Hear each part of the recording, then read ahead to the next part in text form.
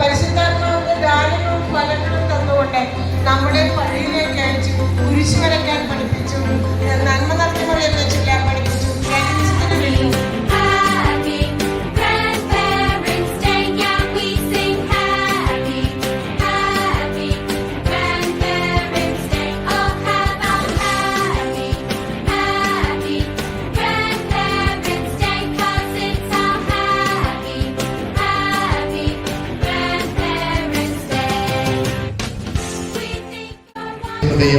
പിതാവായ ദൈവത്തിന്റെ സ്നേഹവും പരിശുദ്ധാത്മാവിന്റെ സഹവാസവും നമ്മെല്ലാവരോടും ഉണ്ടായിരിക്കും എപ്പോഴും എന്നേക്കും.